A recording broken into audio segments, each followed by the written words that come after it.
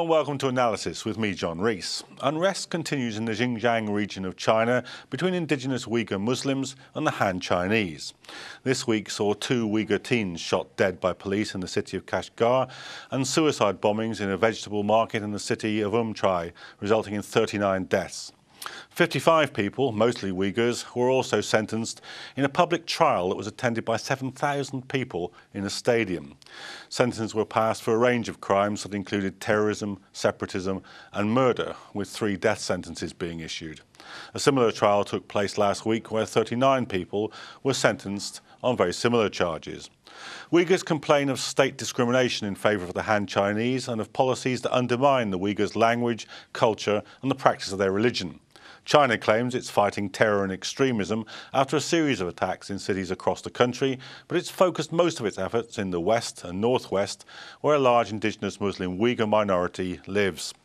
China launched what it calls its own war on terror after the September 11 attacks, and now brands separatists as terrorists.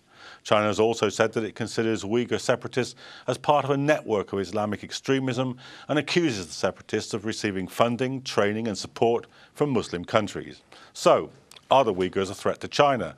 And what's behind the actions of the Chinese government? In the wake of the public mass sentencing, what is the future for the Uyghurs?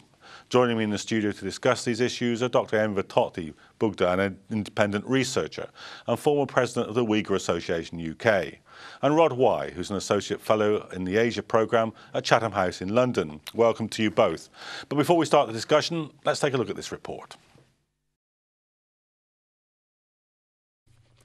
Officials in the Chinese province of Xinjiang showed their support following a mass public trial held yesterday. Hosted in a sports stadium, thousands watched as 55 sentences were handed out to the province's Uyghur Muslims, along with a number of death sentences. According to state media, those censored were suspected of conspiring or carrying out acts of terror against the mainland Chinese population. Turbulence between the Uyghurs and the China mainland Han population is not a new phenomenon. While ethnic and religious tensions have always been evident, the past few years has seen more frequent clashes between the groups. In early March, an attack in Kunming train station resulted in the death of 29 people and were attributed to Uyghur separatists. The Uyghurs were also accused of other acts of violence, including an attempt to supposedly assassinate President Xi Jinping during his visit to Xinjiang. The spate of attacks has prompted the Chinese government to declare its own war on terror. It's authorized the arming of police officers and have granted them permission to kill if a threat is suspected. Presence of armed authorities has also been beefed up in China's major cities like Beijing and Sichuan, prompting some human rights activists to claim that the government is actively fostering a culture of fear. Meanwhile, Uyghurs continue to be vilified on a local level, particularly through social media websites like Weibo, with prominent commentators and bloggers calling the Uyghurs violent, dangerous and encouraging the Han population not to trust them. Sadly, such discrimination has become part of everyday life for the Uyghurs. According to Human Rights Watch, the government has long conducted a crushing campaign of religious repression against China's Muslims in the name of anti-separatism and counter-terrorism. The report also said that the government used America's post-9/11 war on terror as an opportunity to introduce laws prohibiting the freedom of worship and assembly for Muslims. As a result, Muslims have been prevented from leaving China to go on the Hajj pilgrimage, and they've been arrested and detained simply for watching Islamic lectures online or praying in public. Even in their homeland of Yanjing, there has been some reports of Uyghur Muslims being harassed by the authorities under the false pretense of being a threat to national security. Years of discrimination and abuse have resulted in a growing separatist movement in the Uyghur community, something that China is desperately trying to put down. For China, such dissident movements threaten its wider economic and foreign policy agenda. China's continued persecution of the Uyghurs and their failure to control the growing anger amongst Yanjing's youth may affect its desire of becoming the world's #1 economy, or even its ambition to become a global superpower. Hussein Kazvani, Islam Channel. Okay, so Rod, I mean, this is a pretty dramatic series of events. Does it mark a ratcheting up of what the Chinese state is attempting to do, or is this kind of business as usual?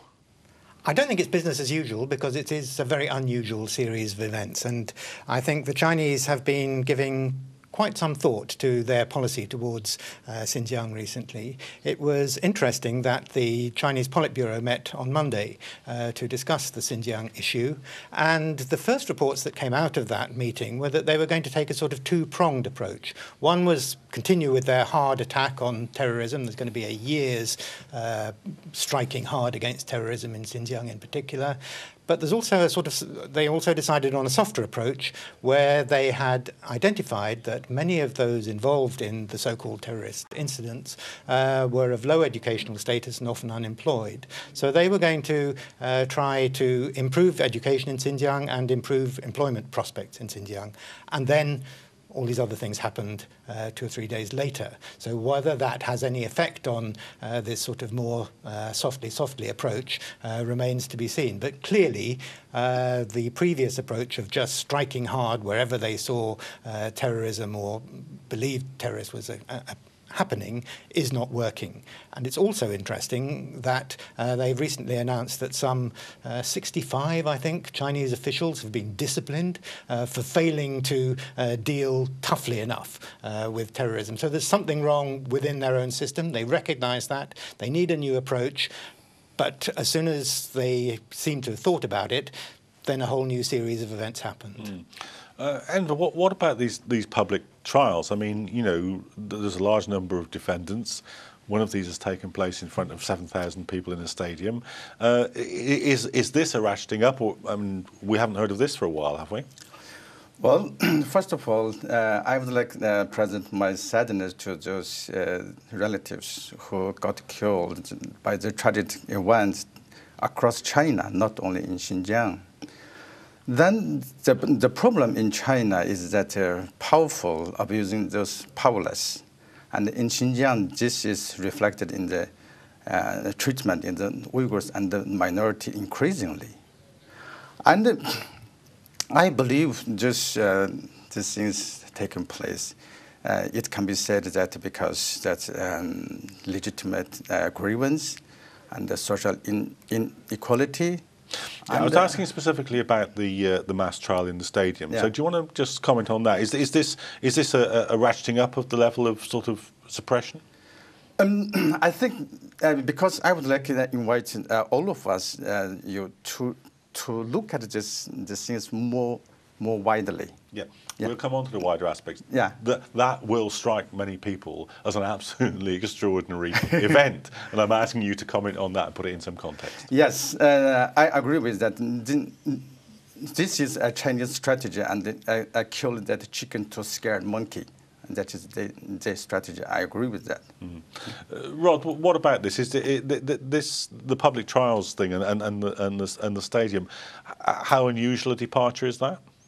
It is a pretty unusual happening these days. I mean, it's sort of old-fashioned, if you like. We're going back to the sort of days of the Cultural Revolution, aren't we? Dealt with in China. Indeed it is. I mean, it's part of this education exercise, clearly, that they want to, as Enver was saying, demonstrate to the people of Xinjiang that the Chinese state authorities, security authorities, are extremely effective and will deal instantly with any kind of opposition. How does that happen? Because I think people will be quite interested in the kind of mechanics of this. I mean, okay, we can understand what they do. They decide we're going to have it in a stadium. How do you get 7,000 people? I mean, this isn't you know, Tyburn Tree in the 18th century. You naturally gather a 7,000 strong crowd to see a trial. You tell them to come. So this is an enforced public spectacle. That's what we're saying, really. It is, yes. And so. What do you think? Let's try and unpick the truth of the terrorism charge here, because you know, since Bush and Blair began this rhetoric, there's practically not a government in the world that doesn't deem its opposition to be terrorist. The Egyptian government is playing this game. The Assad government is playing this game. The Russian government plays this game. So just because they say it, we can't assume it's true. So what is actually going on, and where are the attacks that are taking place? Where are they coming from? Well, they're coming from this deep-seated sense of grievance and frustration. Grievance that the Uyghur people feel that their customs, their social life is being undermined by the Chinese. Grievance that they are not enjoying the fruits of the prosperity that Xinjiang is enjoying at the moment, that most of the development benefits of development go to the Han Chinese incomers rather than the local people. And frustration that they can't really do anything about it, that they can't effectively complain to the Chinese authorities, because once you do, then you're seen as a troublemaker and all the might of the state comes down upon you. If you don't, then what do you do? And it is left to some individuals that they feel that they're driven beyond frustration. And I think that is the prime cause of it. There's no substantive evidence of organisation, of real outside support, interference, anything like that. So there's kind of elemental minority backlash, that's what you're saying. It seems to be. It's still relatively unsophisticated what happens. It doesn't bear the hallmarks of sort of outside training or all these kind of things. I'm no expert in terrorism, but the stories, the reports that you get are very sort of simple things. They're knife attacks. They're very simple homemade bombs. They're frustrated individuals attacking. Previously, it was sort of signs of the Chinese state, police stations and these kind of things. Now there is a new element, this much more indiscriminate use of violence against civilian, essentially, people, and that is very, very sad. And as Enver said, you know, a lot of innocent people get hurt in that. And Enver, we said in the introduction, and you were saying in your first contribution that these have not just been limited to the Uyghur areas. So what's going on when there have been attacks elsewhere? If we look zooming out, look at a little wider picture, we can see a different pictures, because look at that. The current president, Xi, is leading an enormous anti-corruption campaign. At the end of the campaign line, it is former President Jiang Zemin and his there's another one, ousting leader called Zhou Yongkang. Because nowadays, if you look at China, you can see a relaxing sign of that, redefining that June 4th movement. And the June 4th movement, it is coming on the 25th anniversary. And this is the bottom line of this the former President, Jiang Zemin.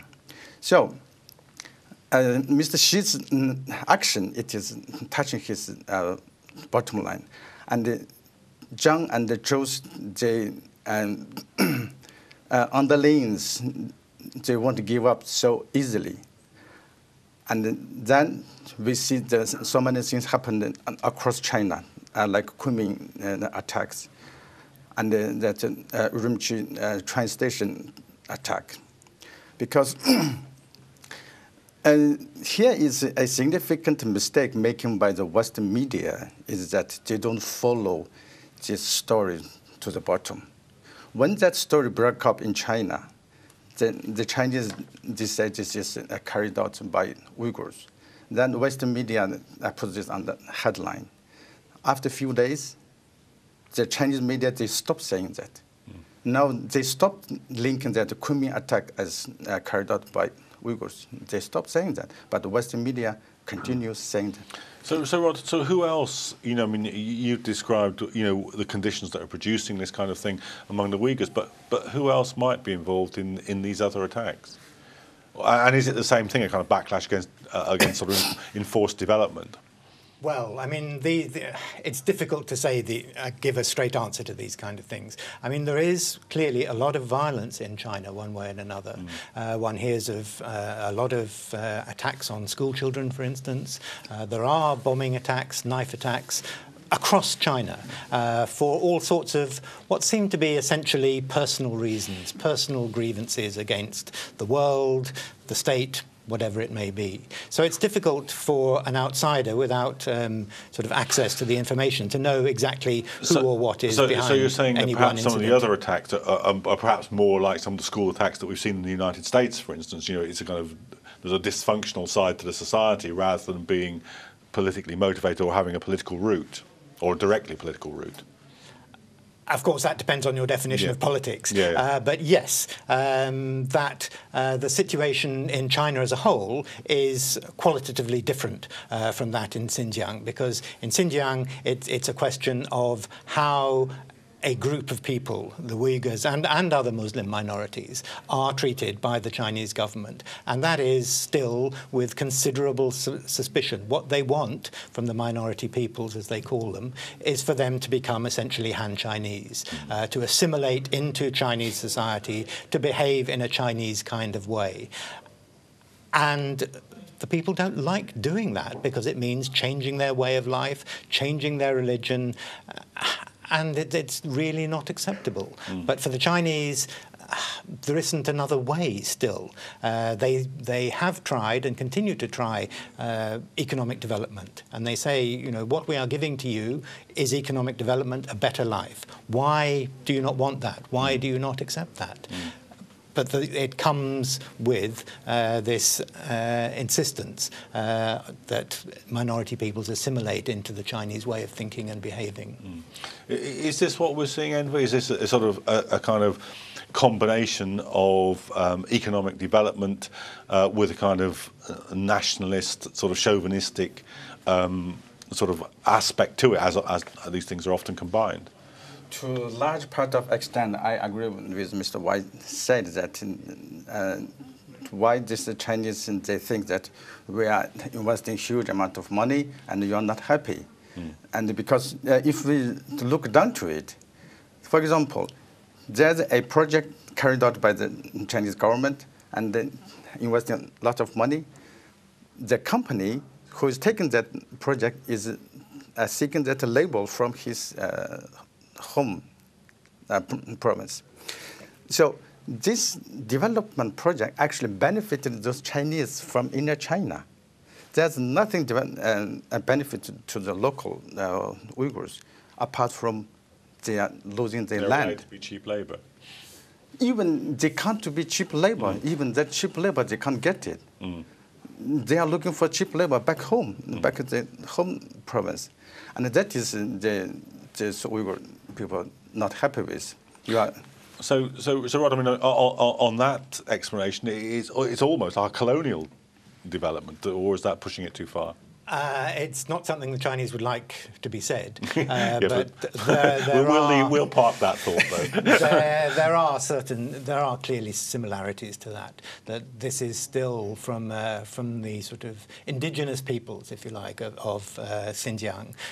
It is the incoming Chinese trying to dictate to them how they should run their lives, because the Chinese feel that they know better.